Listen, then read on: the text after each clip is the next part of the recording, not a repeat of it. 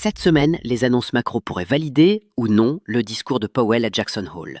Il a reconnu que l'économie ralentissait, mais sans officialiser de baisse des taux. Maintenant, la balle est dans le camp des données macro. Tu veux y voir clair pour trader et investir dans la bonne direction? Reste jusqu'au bout de la vidéo, je te dis quoi surveiller, comment anticiper et comment ne pas te faire piéger. Ce lundi, pas grand-chose à signaler. C'est férié à Londres, donc pas de liquidité européenne, ça va être mou au démarrage. Mardi, on attaque avec la confiance des consommateurs US. C'est un très bon thermomètre de la consommation aux États-Unis, prévu en légère baisse à 96,3. Si le chiffre déçoit plus que prévu, ça confirmera le ralentissement évoqué par Powell. Et surtout, ça renforce l'hypothèse d'une baisse de taux le 30 septembre, donc pump possible sur les indices, sur l'or et une correction de plus du dollar. Mercredi, on surveille les stocks de pétrole. Comme chaque semaine, rien de dingue à attendre sauf grosse surprise, mais dans le contexte OPEP plus actuel, le marché est bien calibré, donc peu de volatilité à prévoir.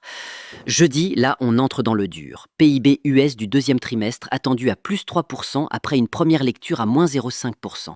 Si le chiffre est solide, ça pourrait freiner l'enthousiasme du marché sur un pivot immédiat. Après, on passe au chiffre hebdo du Jobless Claims, attendu à 231 000. Un chiffre plus élevé que prévu serait un signal supplémentaire de ralentissement, donc bon pour l'or, bon pour les actions et les indices. Jeudi, ça va bouger. Prépare ton plan sur le dollar, Nasdaq, Bitcoin et Gold. Vendredi, c'est la journée clé. Core PCE, indice préféré de la Fed, attendu à 0,3% en lecture mensuelle et 2,8% en lecture annuelle. Si ça sort plus bas, feu vert pour une baisse de taux en septembre. Côté euro, inflation allemande à 14 heures, attendue stable à 0 par zéro ciel, catalyseur possible sur l'euro-dollar. Chicago PMI à 15h45, prévu en repli, encore un signal de refroidissement économique du côté US. Si tout ça valide le scénario dovish, rallye Nasdaq, cassure sur le gold et potentiellement une vague acheteuse sur BTC au-dessus de 118 000, zoom rapide sur l'indice du dollar. Guette le graphique, le DXY est assis pile sur un support majeur, les 90. C'est la borne basse d'un canal haussier long terme actif depuis 2011.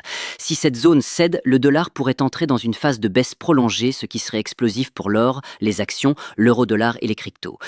C'était Jordan Belfort AI Finance Mentor, ton radar marché.